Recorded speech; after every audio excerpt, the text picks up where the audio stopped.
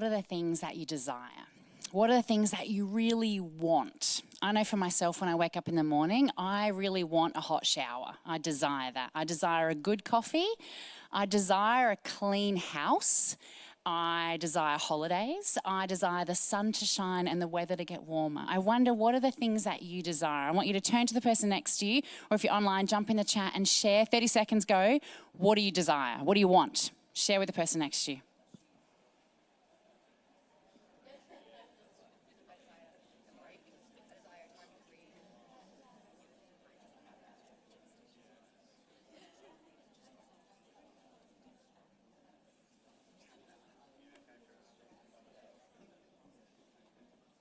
Okay, well, I've got to say, by the amount of noise in the 11 a.m., either you are a more content bunch than 9 a.m. or just quieter. Like the noise in the 9 a.m., there was a lot of desires going on. So maybe you're more content.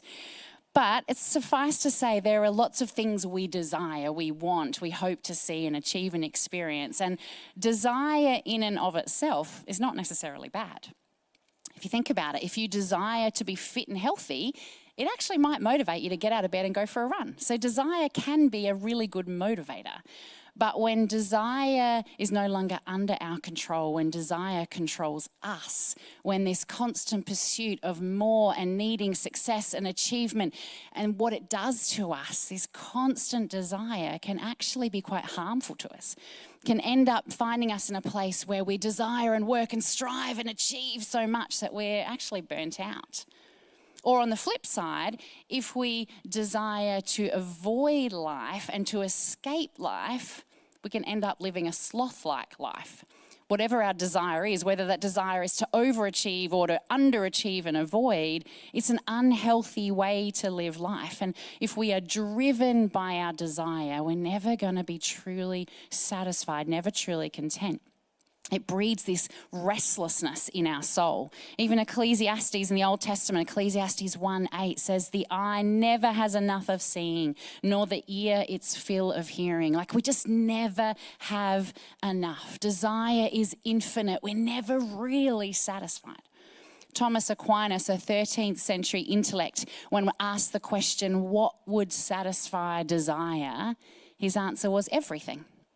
We need everything if we're ever going to be truly satisfied, if our desire is going to be satisfied. But I love how Dallas Willard puts it. He says this: desire is infinite, partly because we were made by God, made for God, and made to need God, and made to run on God. We can be satisfied only by the one who is infinite, eternal, and able to supply all our needs. We are only at home in God. When we fall away from God, the desire for the infinite remains, but it's displaced upon things that will certainly lead to destruction. There's this infinite desire within us. So what do we do with this unsatisfied desire, this relentlessness, this restlessness that comes in our soul and in our spirit? Well, John Mark Comer suggests that it's actually Jesus' way that offers the solution. He says our only hope is to put desire back in its proper place on God, and to put all other desires in their proper place below God. That's the only way that we'll truly be satisfied, to reorientate our desire to God, and everything else comes under Him. See, if desire causes restlessness, then it's desiring God that actually causes contentment. Desire will make us restless, long for more. But when we desire God, that's when we're satisfied and content, and we get to reset. Not this over-functioning, striving, burnout, not this under-functioning, avoiding, retreating, but actually healthy functioning where we desire and pursue God and the things of Him. And so we're sitting in this series around simple living and having a deeper faith, and this beautiful invitation to learn a new way to live life. I loved how Noelle preached last week. If you haven't seen it, I really encourage you to watch what she shared. But she talked about finding our sufficiency in God. That's actually when we're content, when we find the strength that He has given us, sufficient in Him. And today I want to look at the disciplines of Sabbath and slowing, and see how we engage in these disciplines. We actually can live differently, find a way of being satisfied, content, and desiring God. Now, the word Sabbath is from the Hebrew word Shabbat, which literally means to stop. To stop working, stop worrying, and stop wanting. And Sabbath isn't just a day, although that's the teaching we see in the Old Testament, put a day aside. It is actually a lifestyle. It's more than one day. It is this process of abiding in God, being with Him, being recreated in Him, and living our life in a healthy way with Him. See, because when we live with this constant desire, the need for more to achieve and accumulate, actually breeds a malnourished soul. And we just want more. Our souls are really unhealthy. And John Mark Comer, in his book, The Ruthless Elimination of Hurry, he describes this idea of us wanting more and more and more as a state of relentlessness.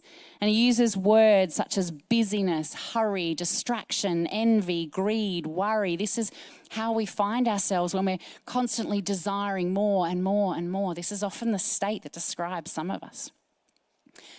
But when we stop, when we slow, when we rest, when we reorientate ourselves to desire God, it actually changes who we are and how we behave. Rather than having all this clutter, thoughts, and full life, we submit that to the King of Kings and to God.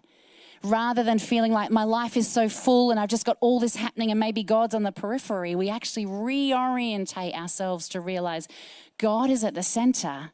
We are on the periphery holding Him. And that's when we move from relentlessness to restfulness. You'll see these two lists here, the one that is just the busy, hurry, rushed, and then the restful list. When we reorientate ourselves to actually put Jesus at the center, desiring Him, busyness moves to margin. Hurry moves to slowness. Distraction becomes delight. Envy becomes enjoyment. Greed becomes gratitude, and worry becomes trust. When you look at those lists, I wonder which list you'd rather find your life in. I know which side I'd rather be. And it's when we reorientate ourselves to the things of Jesus, desiring Him, actually we can find a freedom in slowing and being with Him. So what does the Bible say about Sabbath? Well, it is not a new idea. It actually goes all the way back to creation. So let's read in Genesis 2. It says, by the seventh day, God had finished the work He had been doing. So on the seventh day, He rested from all His work. Then God blessed the seventh day and made it holy because on it He rested from all the work of creating that He had done. I love this reminder that it was day 6 humans were made, and then day 7, the first day we exist on earth, what do we get to do? Rest. The very first thing humans do with God is to Sabbath, to rest, to be with Him. That's the first experience we have. And this reminder that rest and Sabbath came before sin entered the world, before the fall. So rest isn't because we're broken and we need fixing. It's actually how we're designed to live. We are made to live and rest with our God. And what we see is that God blessed the Sabbath. In the creation story, we read that He blessed animals, He blessed people, and He blessed a day, the Sabbath. So there's something significant to notice in that day. If that day was blessed, there's something there for us to notice and receive a refreshment from God. In the book of Exodus, as the Old Testament goes on, we see that Moses receives the 10 commandments to give to the people following God. And the 4th commandment is to keep the Sabbath, to put aside a day where people will stop work and worship the living God. And this, again, when Moses explains it, actually goes back to creation. And he says the reason why is because that's how we've been made to exist. It's fascinating to look at the 10 commandments. You know, Sabbath is the only spiritual discipline mentioned. It doesn't say you have to pray and you have to read your Bible, but it does say you have to Sabbath. It's interesting to note what is commanded. And again, when God gives this command, He calls the Sabbath holy. Now, the people of God at this point, they knew the temple is holy, the space with God, but God is saying time with Him is holy. That Sabbath, that a day, that putting aside time could be holy. And so the question for us today is, are we giving our holy God time? Because time with Him can be holy, can be this beautiful experience. Are we making time? But the Sabbath teaching continues in the Gospels. It's not just an Old Testament idea. Jesus talks about the Sabbath, and he actually says the Sabbath is a gift to us as his people. We read in Mark 2:27, it says the Sabbath was made to meet the needs of the people. It's like Jesus is saying it's made for us. It's a gift. Go and enjoy it. Have fun with it. And Jesus role models rest. He retreats and spends time with God, and he speaks of slowing down and enjoying time with him. I love the passage in Matthew 11. These are Jesus' words to his followers, to us. Jesus says, "Are you tired? Are you worn out? Are you burned out on religion? Then come to me. Get away with me and you'll recover your life. I'll show you how to take a real rest. Walk with me and work with me. Watch how I do it. Learn the unforced rhythms of grace. I won't lay anything heavy or ill-fitting on you. Keep company with me and you'll learn to live freely and lightly." What a beautiful passage. Jesus inviting us to live freely and lightly, to learn these unforced rhythms of grace. He says rest is important. Come be with him. And we see Jesus took time out to be with the Father, to rest, to be alone. If the Son of God needs rest, pretty sure I do. It's actually valuable to reset and Sabbath and rest. So what does Sabbath look like? Well, Sabbath is a verb. It's a doing word. It's something we're called to participate in.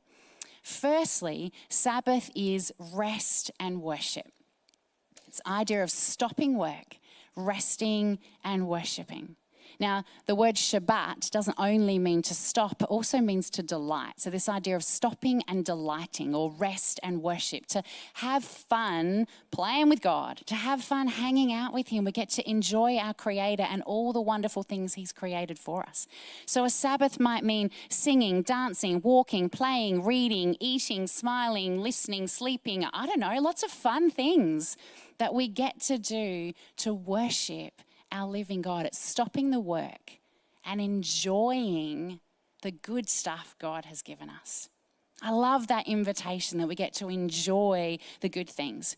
See, traditionally, part of a Sabbath was the corporate worship gathering where we are today. And whilst that's still incredibly important, I also recognize that not everybody can or does Sabbath or take time out to rest and worship on a Sunday. It's not always practical. But coming together is important, and that is part of worship.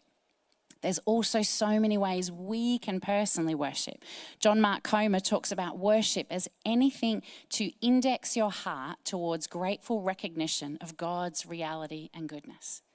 I love that idea. Worship is anything that indexes my heart towards gratitude. For me, walking on the beach is worshiping God. I can't help but just go, I love the beach. I love God. He's created a great space. It fills my heart with joy and I worship him. For me, eating a meal, the five of us, my family, and sitting around and chatting and enjoying good food together, it indexes my heart towards God. That is worship for me because I think, God, this food is good. And I think this family's pretty good too. I like them. That for me is worshiping, enjoying the presence of God. What does it look like for you? What does it look like to rest and worship?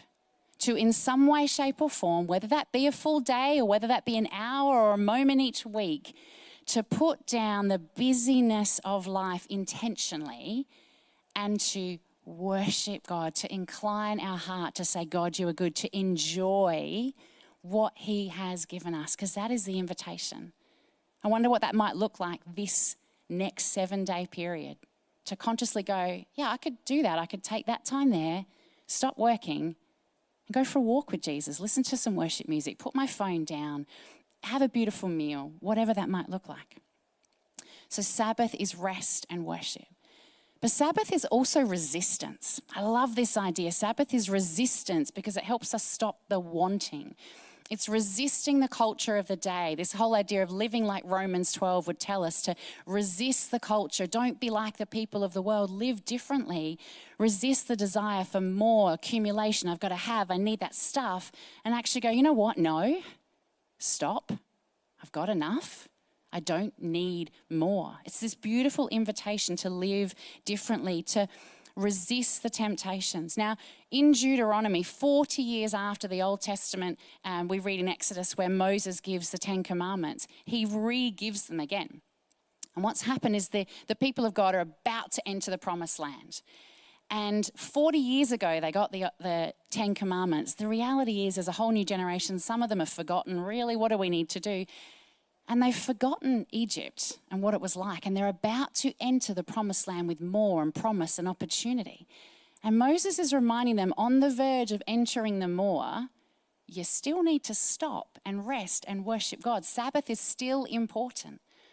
And I just wonder if that speaks into our culture, because we have a culture of more, of consumerism, of materialism. And I wonder if Moses was here right now, if he would stop and remind us and say, hey, as we enter the more, we need to stop and Sabbath. We need to stop consuming all the time and actually go, with God, I have enough. When we Sabbath, we break the addictions of accomplishment and accumulation. We no longer find our identity in doing and achieving, and we resist this fear of missing out. We actually say, in God, I have enough. Being someone who lives the Sabbath is living Psalm 23, this beautiful part that says, I lack nothing. Do we actually believe that? Because God, with him, we lack nothing. And so choosing in our week to stop and not continue to accumulate, we're actually living Psalm 23 saying, I believe I have enough in God. What does it look like to enjoy what we already have? And there's a beautiful witness when we do that, because we're showing the world there's a different way to live. I don't just need more and more and more and more. Actually, no, I can stop, because in God I have all I need. Theologian Walter Brueggemann says, Sabbath is the refusal to let one's life be defined by production and consumption and the endless pursuit of private well-being. Where is God inviting us to live differently? To say, I have enough. I can stop consuming. And actually, God's given me enough. Where do we need to submit our desires to the proper place under God and just stop? Sabbath is resistance. Sabbath is also reliance. Sabbath is relying on God, trusting in him, saying, I will stop my worrying because you have enough. It's a time, a day, a moment where we get to say, God, you are God, not my work, not my achievements, not my worry, not who I am, but only you are God. It's recognizing God can keep this world spinning just fine without us. He doesn't actually need us to do stuff all the time. Recognizing he is God. It's flipping the narrative, and rather than living a life full of ourselves, it's living full of the Spirit of God. Psalm 46:10 says, be still and know that I am God. When we Sabbath, when we stop, when we put down our worries, not just our tasks, but all this constant spinning clutter in our minds, when we put that down, we are living that psalm. We are choosing to say, I can be still, I can stop, because he is God and I'm not. And just stopping and being in his presence, relying on him is such a gift. Recently, one of my mentors really challenged me in this space, because I had gotten back into some pretty bad habits of checking my emails on day off and wanting to work and do all these extras and thinking I've got all these tasks to do and I don't really have time to stop, and kind of multitasking and maybe not being present with the people I was connecting with and brushing people off and just getting busy. I don't know if anyone can relate to times when life feels a bit like that. And my mentor said to me, do you think God needs you? Do you think God can't do this thing without Michelle Stevens? And I said, well, of course not. That sounds really arrogant to think that the living God would require me. I said, no. I realize he's God and I'm not. She said, well, you are living in such a way that would show that you think God needs you. And I had this moment of clarity, realizing whilst I could say, no, God is God and he doesn't need me, I can rest, I was living in a way that says, but actually God does need me and I've got to hold everything at all times. And it was this gift to stop and realize, actually, God is God. I can hand him my worries. I can hand him my burdens. I can hand him the unknown, the uncertainty, my family, my work, whatever project, assignment, whatever you've got. You can actually give it to God, and that beautiful reliance of saying, I can let this go because I am not God, you are. So I wonder today as we think about Sabbath, not just stopping and worshipping, but reliance on him. Where is it today God might be saying to you, actually that posture of Sabbath is trusting me enough that you can hand it over, that you can rely, that you can settle your worries and recognize he's God. Now, I understand that life does mean responsibilities. And I'm not standing here going, right, everybody from now on, you must give up one day a week, you have to Sabbath, everything else stops. Because I understand there's different seasons in life. When I was a uni student and I had a part-time job, I did not have a single whole day off because there was study or work or things happening. When I was a physio, I couldn't say to the roster, sorry, that's my Sabbath, I'm not working then. It didn't work like that. And let me tell you, when I had 3 small preschoolers, as a mum of a toddler, you don't get to say, I know you're crying and hungry, but it's mummy's Sabbath, so I'll be there in 24 hours. Sadly, it didn't work like that. So I recognise for a whole lot of reasons, Sabbath might feel complicated. But what I want us to hear is Sabbath is not legalism. Sabbath is not about shame and guilt and doing better. In fact, Jesus himself worked on the Sabbath. Scandalous, I know. He healed people. He picked corn. He did things. And he wasn't saying that the Sabbath is made redundant. No, he was rather saying the Sabbath is actually about loving God, worshipping him, being restored in him, having our souls renewed. And this beautiful invitation to live life with God, reliant on him, resisting the way of the world, worshipping him. It is not legalism. It is not rigid. It is life-giving. Our souls have a place to come and be restored. And so Sabbath is actually a renewed perspective. Sabbath reminds us that we are not what we do, but we are who we are loved by.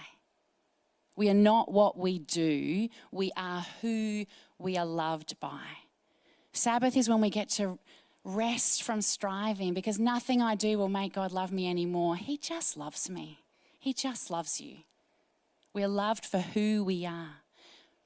Sabbath is a renewed perspective, and it is so much more than just self-care. Now, don't get me wrong. I love self-care. I love a good massage, a good sleep in. But if Sabbath is just self-care, we're missing out. Because at the end of the massage and at the end of the sleep-in, I still have my worries and my burdens and my frustrations and my envy and my greed. It's only when I take all of that to Jesus as Lord and say, I submit my desires to you, recreate me, restore me, help me recenter myself on you, that things change. Self-care is not enough. It's good, it's fun, but it's when our desires shift to say, God, I pursue you. You are where I find rest and home.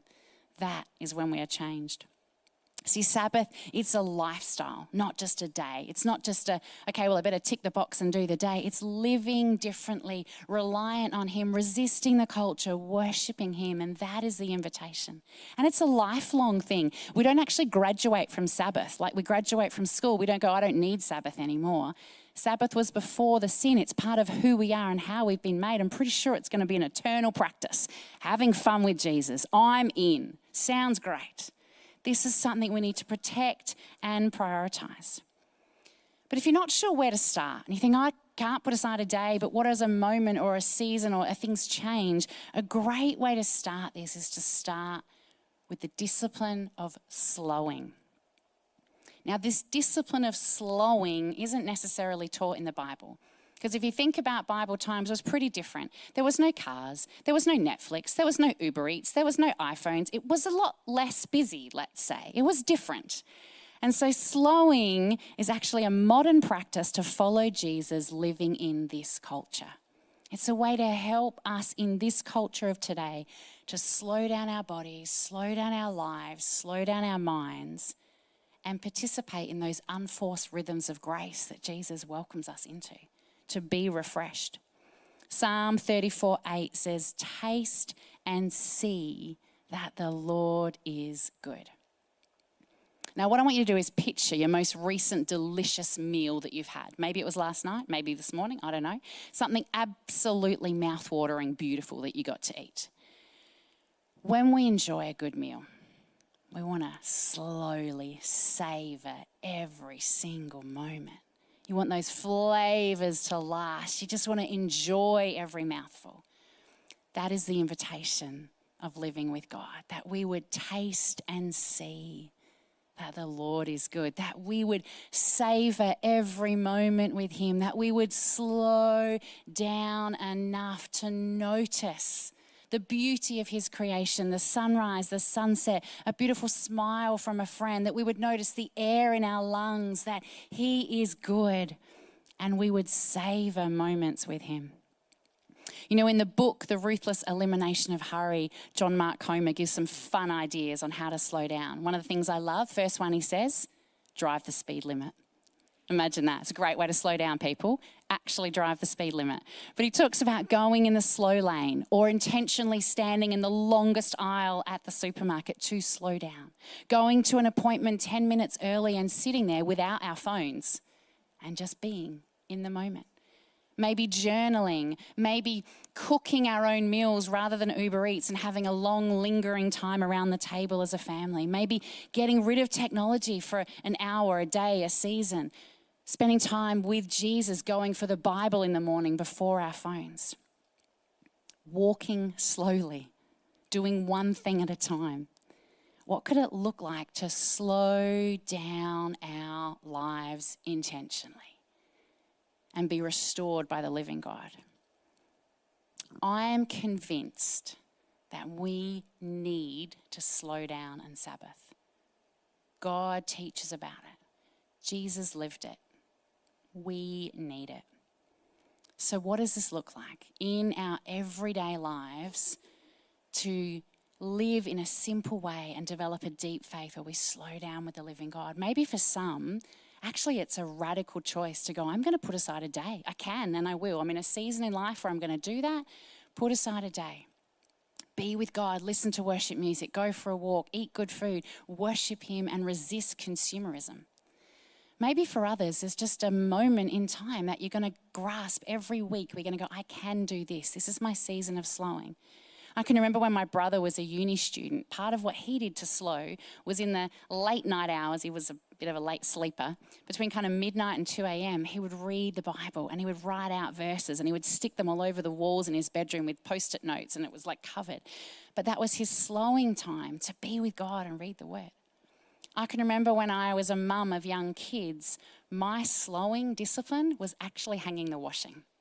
I would go out to the washing line, and as I hung an item of clothing, I would slow down enough to pray for the human who wore that little outfit and to thank God for them. And I would slow down and intentionally, God, I thank you for this person who wears this onesie, and I'm grateful. And I want to notice what you're doing in their life, and I want to pray blessing over them. That was my slowing discipline, was hanging the washing. For my mum, who is a retiree, I joke with her that I think every day could be a Sabbath, but she says it's not. And she says that what she does is every morning she starts her day walking with Jesus and praying.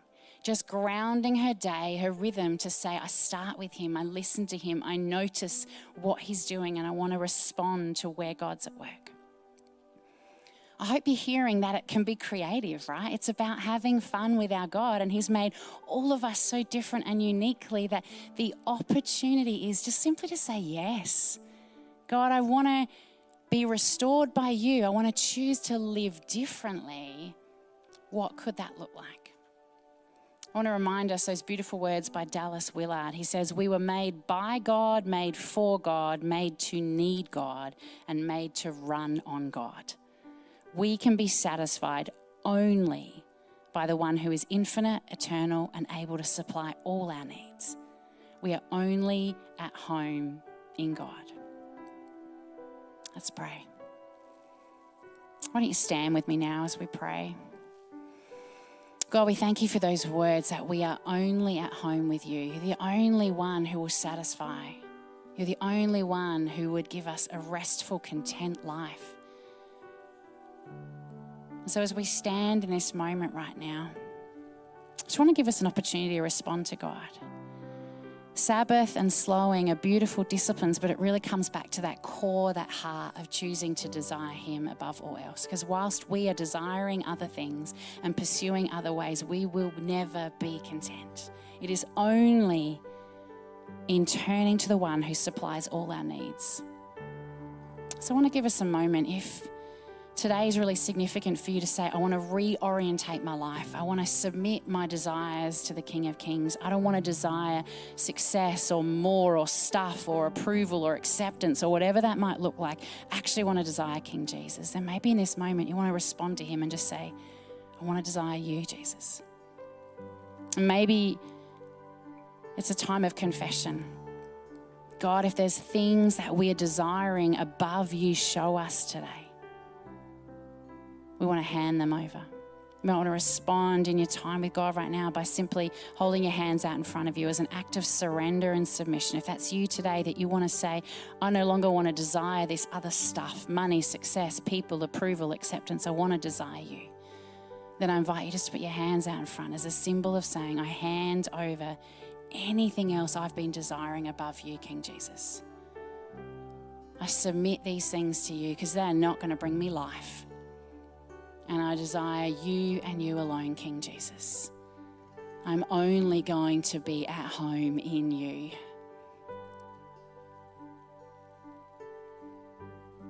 God, as we stand your people now, we recognize we've put things above you, whatever those things are, and they don't give life like you do. We confess, forgive us. And instead, King Jesus, we say we desire you and you alone. We worship you and you alone. May our hearts pursue everything you have for us. May we reorientate our lives where you are at the center, not us. You, King Jesus, be the center of our life. May we find ourselves grounded in you, slowing down enough to notice you are so good. We desire you. You are the only one worthy of worship, worthy of pursuing. And so, God, we chase after you.